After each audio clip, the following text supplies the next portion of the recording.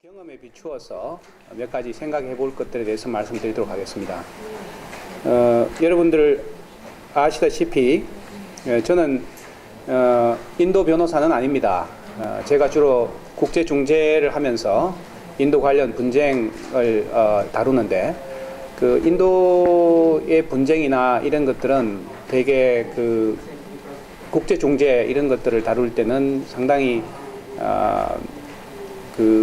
우리하고 유사한 점들이 많이 있습니다. 국제 중재 법리라든가 기준이라든가 이런 것들은 상당히 유사하기 때문에 그런 것들에 기초해서 국제 분쟁에서 주로 적용이 되는 법리 또 국제 분쟁을 할 때 많이 우리가 부딪히는 그런 인도의 판례 또 기준 이런 것들을 저희들이 경험한 것에 기초해서 같이 좀 나누도록 하겠습니다.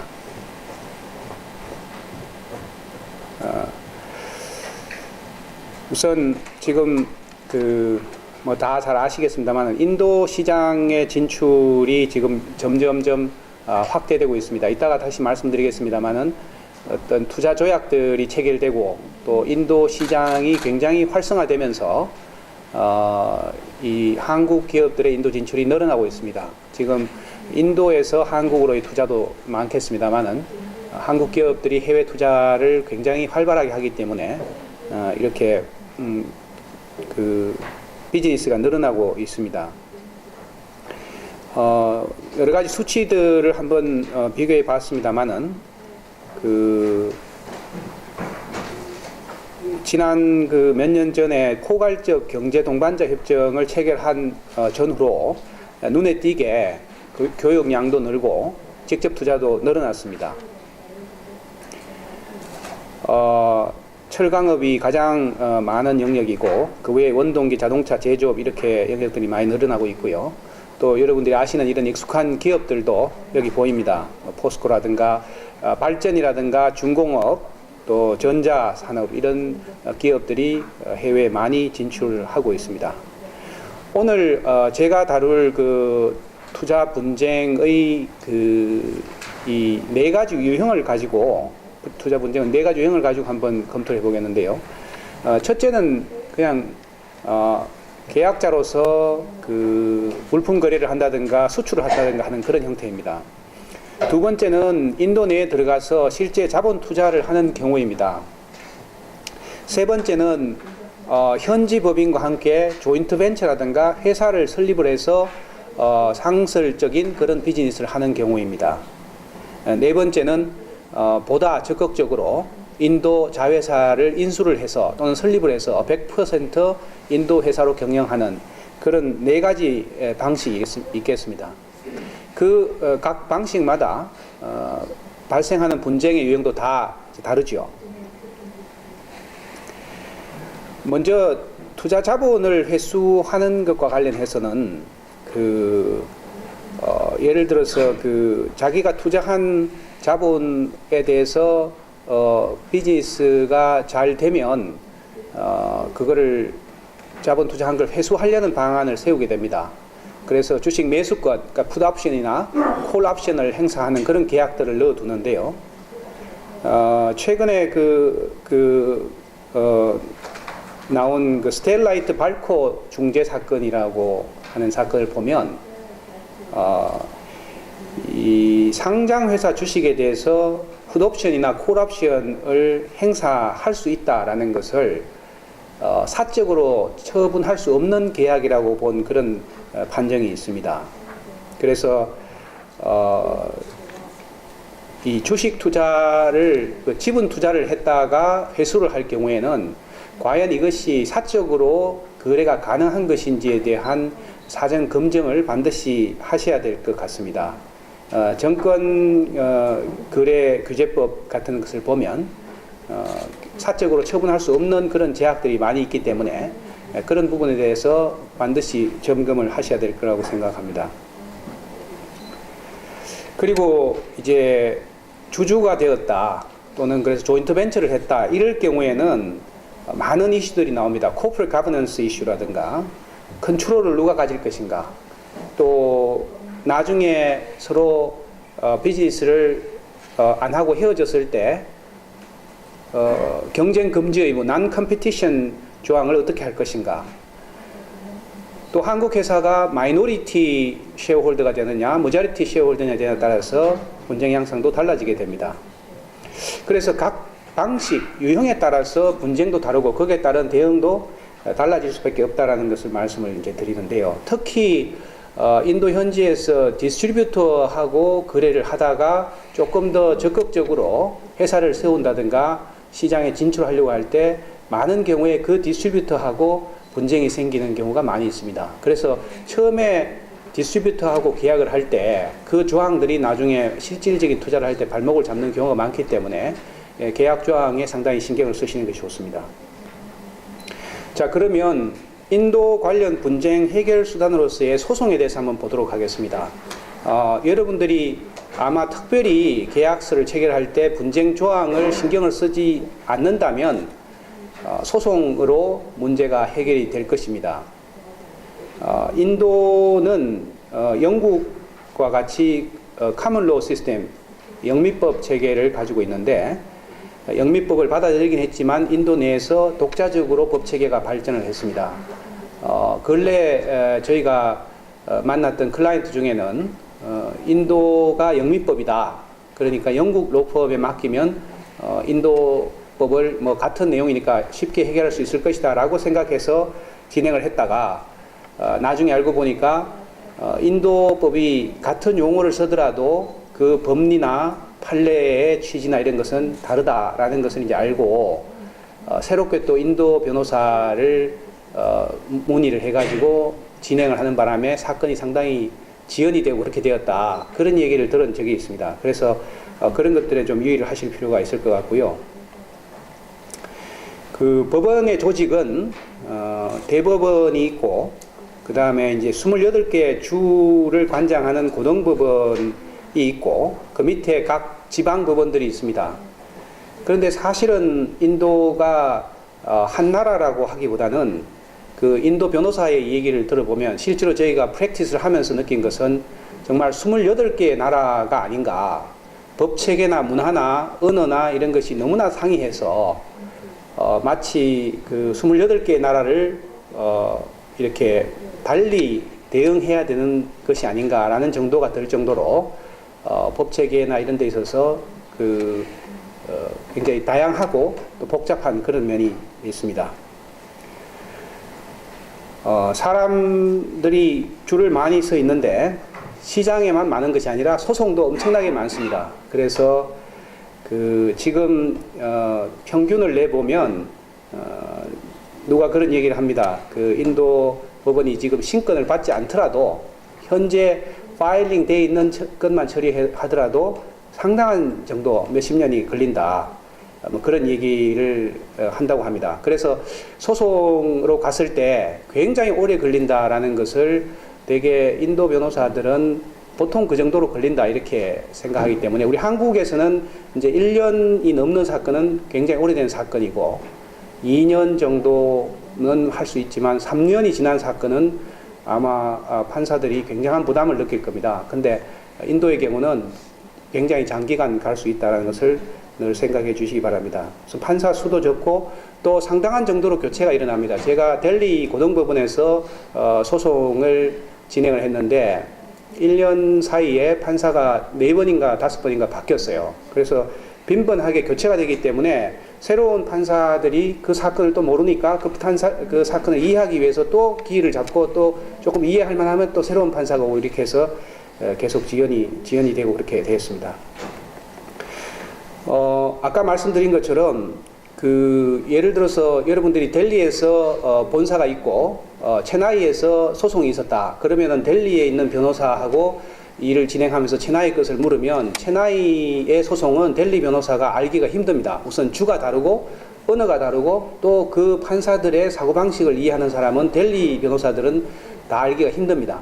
그러면 어떻게 하냐면 체나이에 있는 변호사를 선임을 해야 됩니다.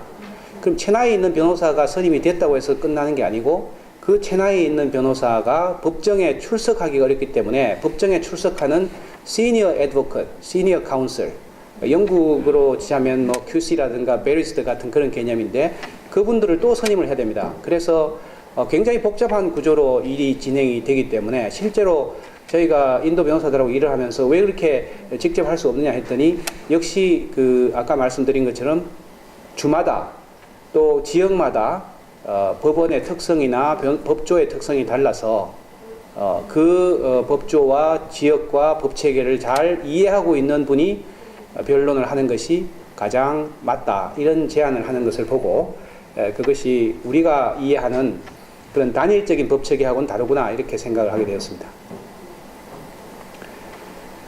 또 하나의 문제는 여러분들이 이제 이렇게 그 훌륭한 소송 변호사를 확보를 해서 소송을 잘 했다고 생각해 봅시다. 그렇다고 해서 끝이 아닙니다. 유리한 판결까지 받았습니다. 자, 그런데 문제는 그 판결을 집행을 우리나라에서 할 수 있느냐라는 문제가 있습니다. 왜냐하면은 그 상호 보정의 문제가 있기 때문에 외국 판결의 경우는 국제 조약이 아직까지 발달이 되어 있지 않고 각 나라의 법원이 그것을 집행을 합니다. 그러니까 상호 보정이 없으면, 그러니까 이제 우리나라에서 집행해 준다는 전제가 없으면 그 나라에서 집행을 안 해주고 그 나라에서 집행해 준다는 전제가 돼야 우리나라에서 집행해 주고 이렇게 됩니다. 그리고 그것도 나라별로 보는 것이 아니라 주별로 이렇게 봅니다. 예를 들어서 미국 같은 경우에 뉴욕주 판결은 우리나라 법원이 집행을 해주는데 미네소타 판결은 아직까지 집행한 사례가 없다. 그러면은 누가 먼저 집행해 줄지 하는 건 전적으로 그 나라 법원이 결정을 하는 것이기 때문에 외국 판결의 경우는 집행상 어려움이 있을 수가 있습니다. 특히 상호 보정이 있는지에 대해서 인도에서는 관보에 그 오피셜 가자트에 이제 게시를 하도록 되어 있는데 한국은 아직까지 포함되어 있지 않다고 합니다. 그래서 물론 그렇다고 해서 전혀 안 되는 것은 아니고 법원마다 집행을 해줄 수도 있지만 불확실성이 있다 이렇게 생각할 수 있습니다. 이런 이유 때문에 중재가 중요한 해결 수단으로 지금 부상하고 있습니다. 그럼 인도 내에서의 그 중재부터 한번 살펴보도록 하겠습니다. 중재를 하는 방법은 인도 내에서 하는 중재, 그러니까 인도 내에서 하는 경우는 domestic arbitration, 내국 중재라고 볼 수 있을 것 같고요. 인도 관련 건을 해외에서 하는 것은 이 해외 중재, 외국 중재라고 이렇게 볼 수 있습니다. 한국에 있는 회사 하나가 글로벌 사업을 위해서 인도 회사를 인수하고 동시에 유럽 회사도 같이 인수해서 에너지 프로젝트를 진행을 한 사례가 있습니다. 그런데 그 인도 회사를 인수했기 때문에 인도 회사는 한국 자회사이지만 인도 내국 회사입니다. 그래서 인도 법에 따라서 인도 중재를 진행을 이제 했죠.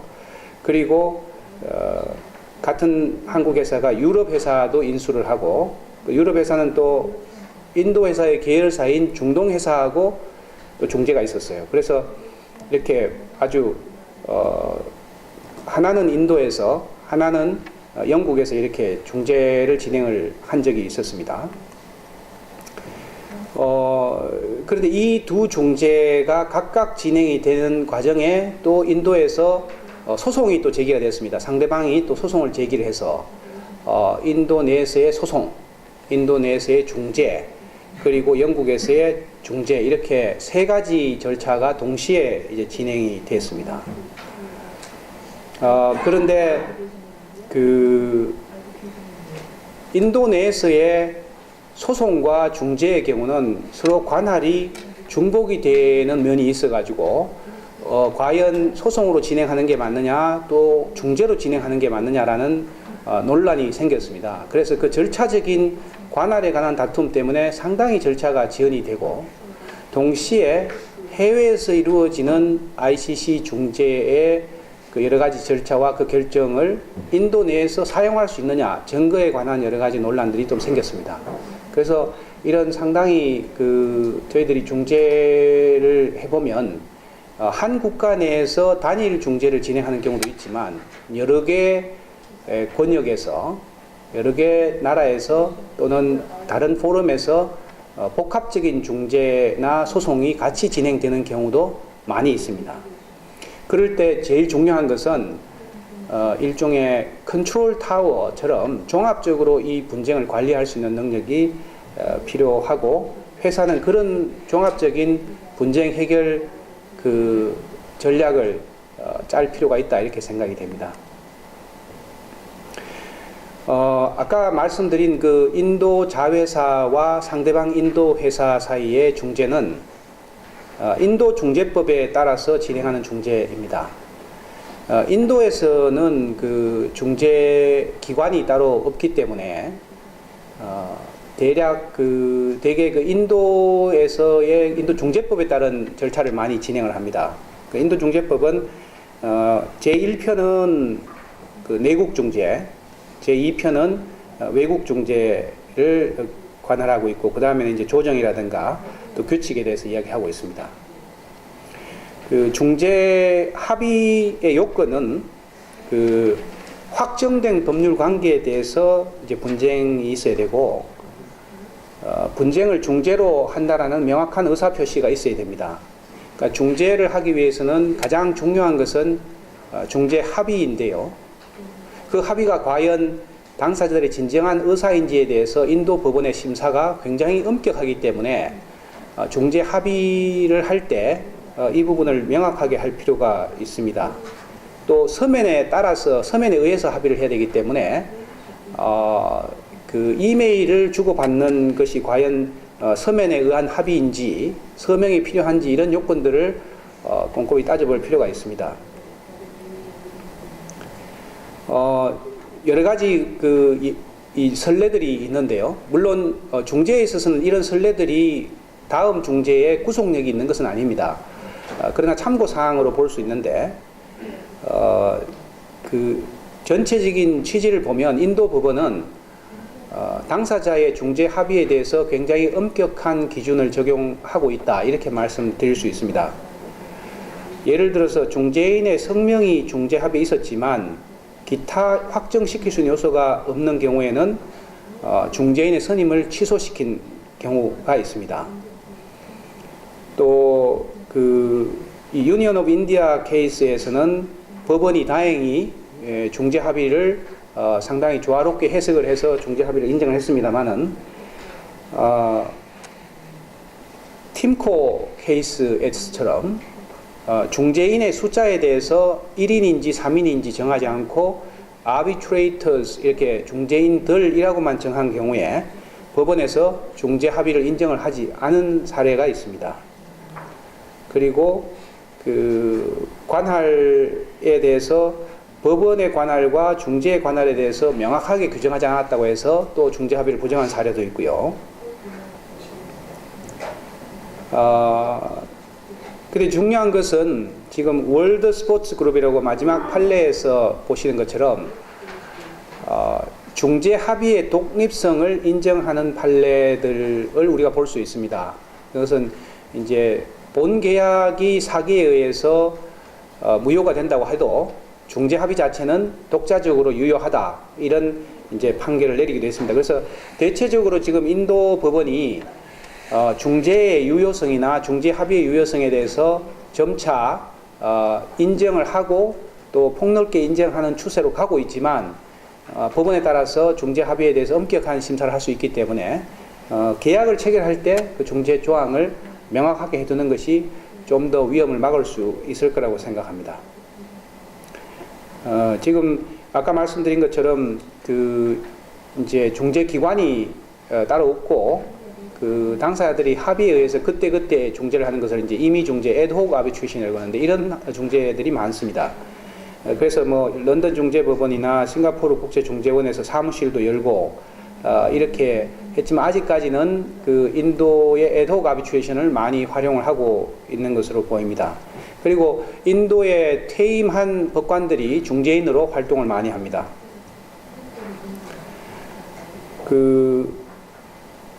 예를 들어서 이제 한국 회사 인도 회사가 인도 자회사 조인트 벤처를 설립을 하고 국제 중재를 할 경우에 의장 중재인이 중립적인 인물로 선임되도록 하는 것이 굉장히 중요합니다.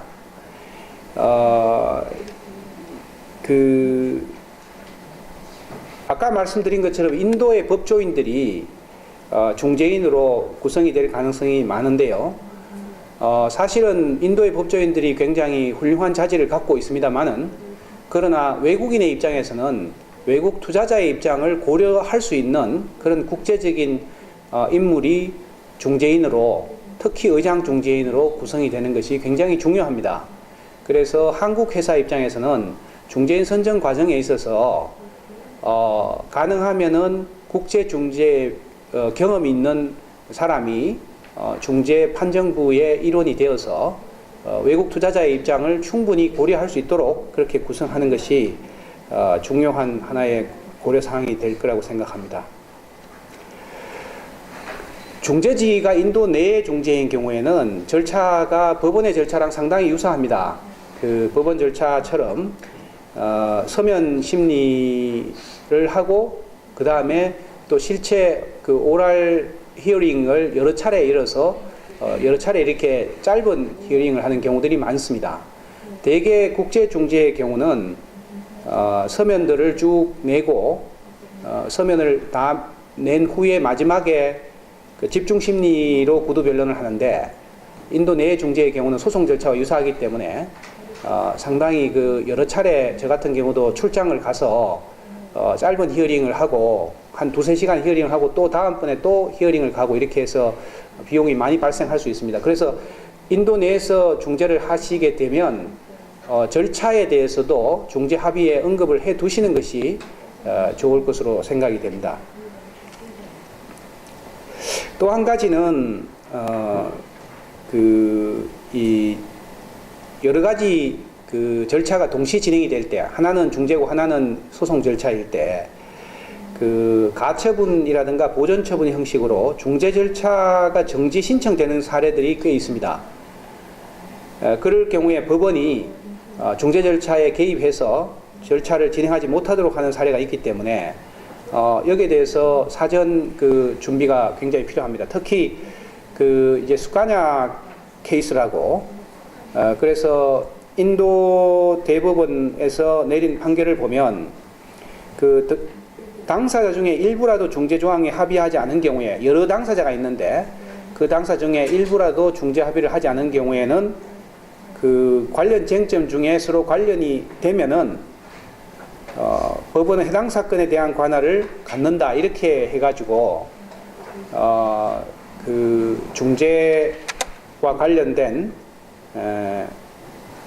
그 관할을 법원이 인정하려는 사례들이 꽤 많이 있습니다. 그래서 자기가 진행하는 사건에 잠재적으로 관련 당사자들이 있을 때 그 사건 때문에 소송으로 중재 합의에도 불구하고 전환될 가능성이 있다라는 사실을 늘 유념을 하셔야 될 것 같습니다. 그러니까 자신이 투자하는 사건에 있어서 혹시 관할이 나눠질 수 있다라는 것을 신경을 쓰는 것이 좋겠습니다.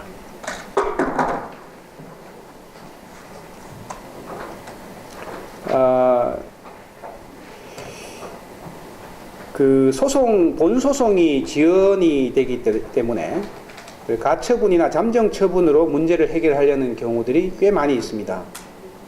그래서 분쟁 국면에 변호사와의 자문으로 초기 대응을 어떻게 하느냐 하는 것이 굉장히 중요합니다. 특히 소송 절차는 엑스파르테 인정션을 통해서 해결이 되는 사례들이 꽤 많이 있습니다. 그래서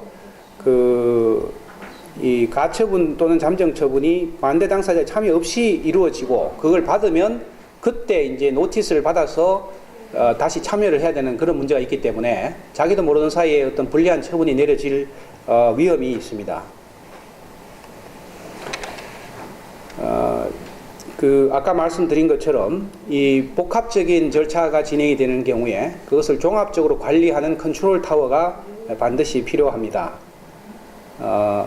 제가 아까 말씀드린 그 ICC 중재, 인도 소송 건은 우리 한국 회사는 한 개 로펌이 종합적으로 그 사안을 관리를 했는데 상대방 회사의 경우는 그 각 소송과 중재 절차를 다른 로펌들이 관할을 하면서 서로 이 의사소통이 잘 되지 않고 해서 종합적인 대응을 잘 하지 못한다는 그런 인상을 받았습니다. 그래서 해외에 분쟁이 발생을 했을 때 그 분쟁 특히 여러 가지 복합적인 절차가 있을 때 그 분쟁을 종합적으로 관리하는 것이 성소에 얼마나 중요한지 다시 한번 느낄 수 있었던 사례였습니다.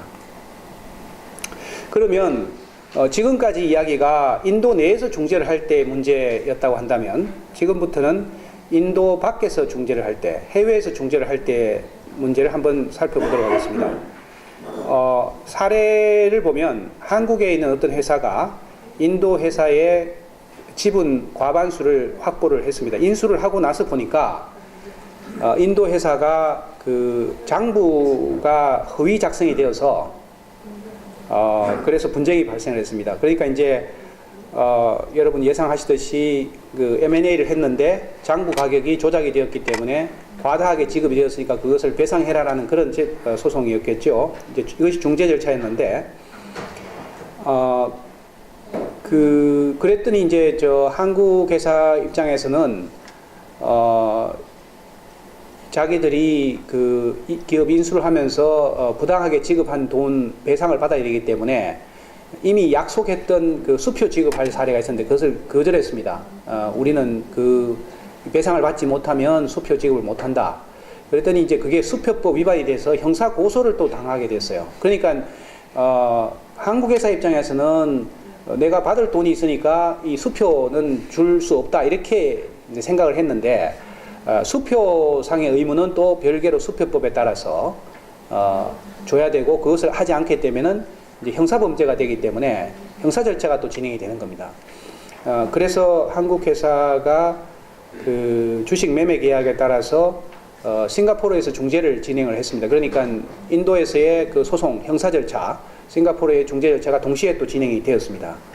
그러면 이런 경우에 인도 밖에서 인도 회사를 상대로 중재를 하는 것이 과연 효과적이냐라는 것을 한번 보도록 하겠습니다. 여러분들 예상하시다시피 중재라는 것은 당사 자치가 적용이 되는 것이고 특히 중재판정부의 구성에 그 인도 전직 대법관이 아닌 국제 중재인들이 중재인으로 선정이 되기 때문에 외국 투자자 입장에서는 조금 더 객관성이나 중립성이 있다라고 생각할 수 있습니다. 실제 판결이 어떠냐 하는 것은 그 다음 문제고, 그래서 그 특히 인도 회사 입장에서는 해외에 나와서 그 중재를 해야 되기 때문에 홈 코트 어드밴티지, 그러니까 이제 자기 앞마당에서 하는 것과 달리 대응하는 것이 그쪽도 이제 부담이 되겠죠.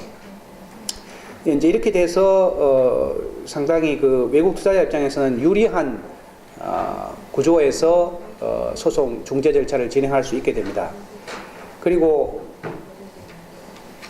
중재 판정이 나게 되면 뉴욕 협약에 따라서 전국적으로 집행이 가능합니다. 아까 이제 판결의 경우는 외국 판결의 경우는 집행이 될 수도 있고 안 될 수도 있다는 말씀을 드렸는데 외국 중재 판정의 경우는 국제 협약에 따라서 집행이 될 수 있습니다.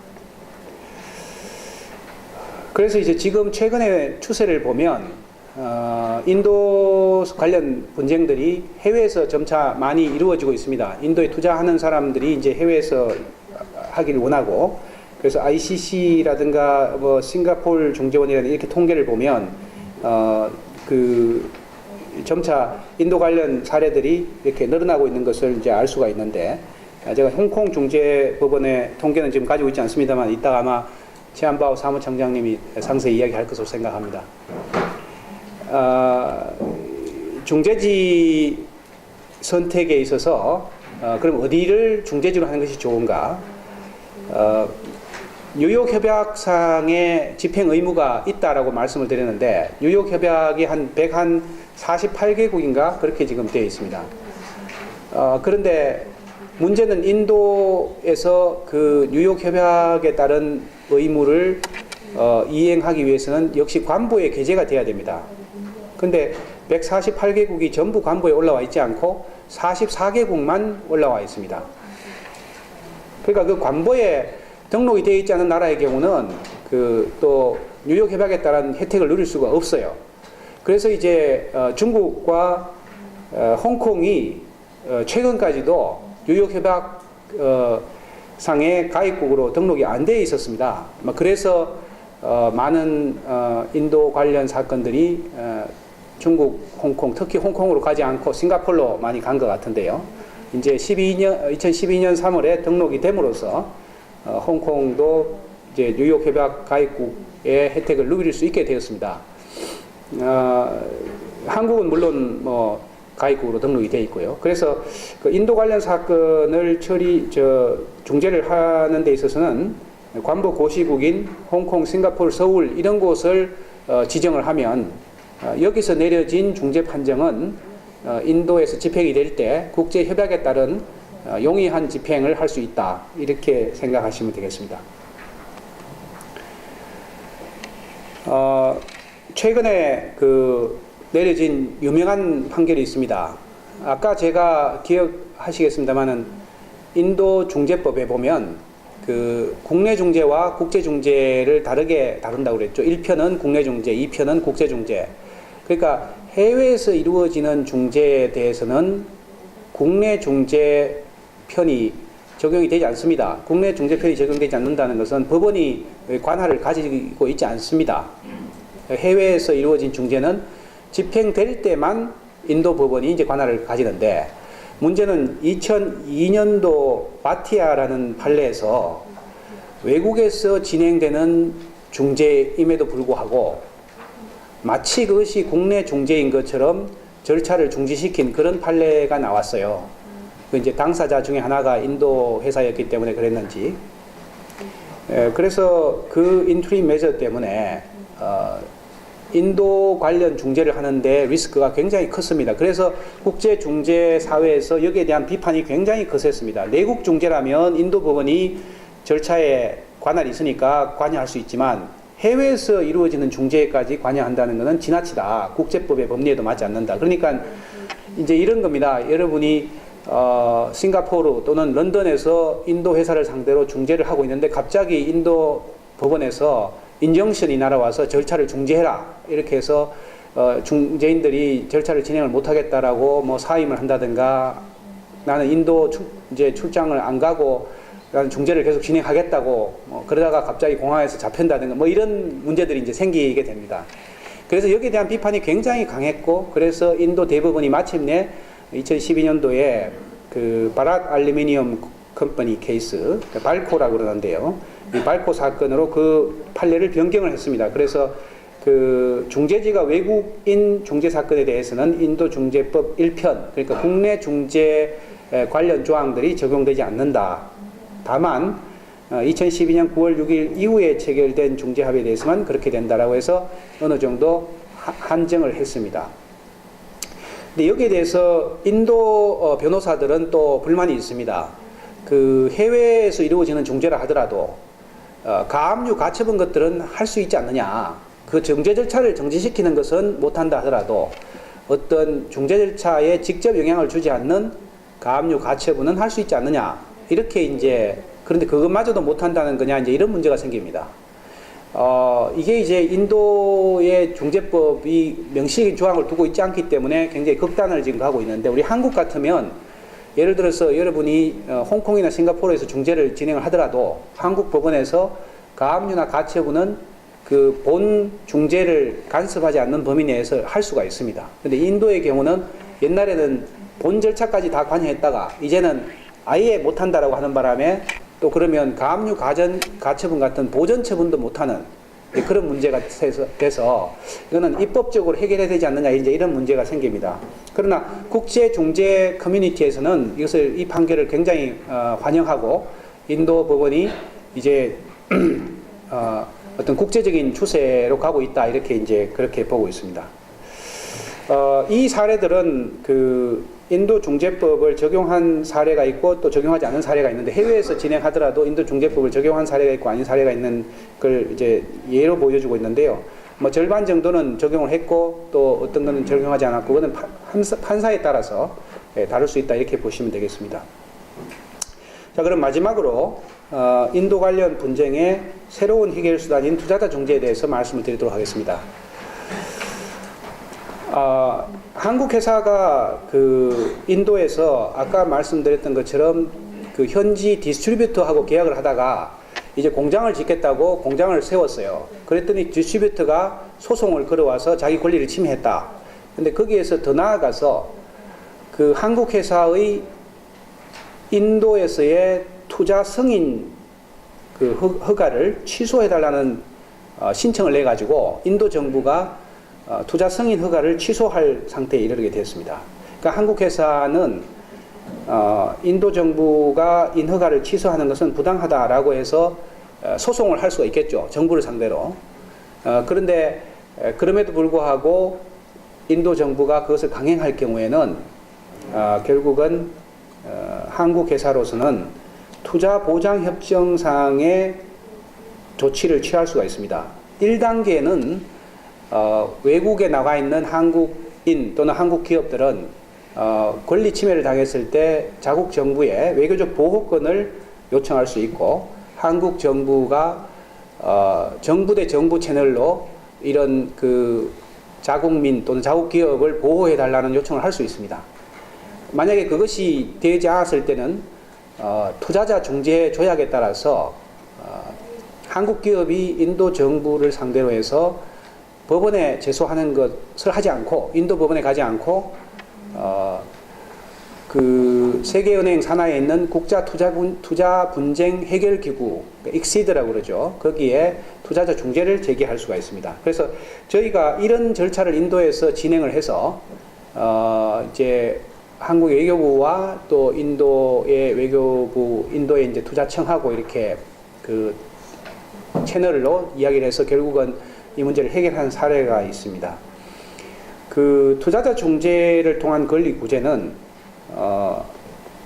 그 국가 간의 투자자 조약이 있으면 인도에 투자하는 한국 회사, 한국에 투자하는 인도 회사들은 국제적인 기준의 보호를 받도록 되어 있습니다. 그러니까 보상 없이 강제 수용을 하거나 공정한 대우를 하지 않거나 또 자의적이고 차별적 조치를 하거나 충분한 보호와 안전을 보장하지 않는 경우, 또 투자한 자금을 송금하려는 것을 부당하게 막는 경우, 또 차별을 하는 경우, 이런 경우에 모두 이것을 조약 위반으로 문제를 제기해서 그 투자 중재 절차를 진행할 수가 있습니다. 한국은 2010년도에 인도와 세파라고 해서 포괄적 경제 동반자 협정을 체결을 했습니다. 이제 거기 보면은 아까 말씀드린 것처럼 여러 가지 그 국제법적인 투자 보장 기준을 보호하도록 이렇게 되어 있고, 만약에 그것을 어겼을 때는 인도 법원에 인도 정부를 제소하는 것이 아니라 그 국제 그 분쟁 해결 기관인 익시드의 절차에 따라서 인도 정부를 제소할 수가 있습니다. 그리고 그보다 4년 전, 그보다 한 14년 전에 96년에 체결된 투자 보호 협정도 마찬가지의 내용을 담고 있습니다. 그래서 한국과 인도 사이에는 이 두 가지의 조약이 있기 때문에 만약에 인도 내에서 정부로부터 부당한 조치를 당했다고 했을 때는 우리 정부 채널을 통한 대화, 그것도 안 된다면 국제 중재 절차로 이 문제를 해결할 수가 있습니다. 그 현지 소송을 우선 했는데 그 소송이 너무나 장기화돼 가지고 아까 말씀드린 것처럼 그 인도 소송 절차가 너무 오래 끌고 결과가 나오지 않고 그렇게 해서 어떤 합리적인 그 해결을 보지 못했다고 할 때 어떻게 할 거냐. 이 문제에 대해서도 그 하나의 솔루션이 있습니다. 그 이제 인도의 그 소송 절차가 너무 오래 되는 것에 대해서 그 하나의 경종을 울린 사건이 White Industries 케이스라는 것인데, 오스트레일리아 회사가 인도 정부를 상대로 해서 중재를 제기해서 성소 판정을 받았어요. 그래서 그 성소 판정을 집행을 하려고 법원에다 제기를 했는데 법원 절차가 밀려가지고 약 8년간 이제 진행이 안 됐습니다. 그러자 그 White Industry라는 회사는 그 중재 판정 자체가 하나의 투자고 그 회수를 하지 못하도록 한 것이, 소송의 지연이 그 회수를 하지 못하도록 한 것이어서 이것은 조약상의 투자자 보호 의무에 위반된다. 일종의 denial of justice, 적정한 정의를 제공하지 않았던 것이다. 사법적인 정의를 제공하지 않았던 것이다. 라고 해서 제소를 했고, 이제 세계은행에 있는 국제투자분쟁해결기구 ICSID에 제소를 했습니다. 그래서 결국은 승소를 했습니다. 이제 그것 때문에 인도 법원도 막연히 이게 지연이 되는 것이 자칫하면은 투자자 중재 대상이 될 수 있다. 이제 이런 것 때문에 상당히 법원도 최근에는 신경을 많이 쓰고 있다고 생각합니다. 그래서 여러분들이 아까 이제 보셨듯이 소송을 하시든지 중재를 하시든지, 특히 소송으로 해결할 때에도 그 소송의 지연이 격심하다든가 도저히 용인할 수 없을 정도로 된다고 했을 때는 그런 레코드 키핑이 굉장히 중요합니다. 그 소송의 지연이 자신이 제대로 일을 처리 못해서 지연됐다고 할 때는 그거를 상대방의 부정이라고 할 수 없겠죠. 충분히 절차에 다 응했는데도 불구하고 무한 지연이 되는 부당한 일이 있었을 때는 그 레코드 키핑을 통해서 이런 투자자 절차, 중재 절차도 생각해 볼 수 있다고 생각합니다. 이렇게 종합적으로 소송, 또 국내 중재, 또 국제 중재, 또 투자자 중재에 대해서 이제 살펴보았는데, 여러분들께서 비즈니스를 하시면서 제일 중요한 것은 예방입니다. 사전에 이런 문제에 대한 계약을 통한 예방을 한다면 이 분쟁을 피하고 비즈니스를 원만하게 할 수 있지 않을까 이렇게 생각이 됩니다. 감사합니다.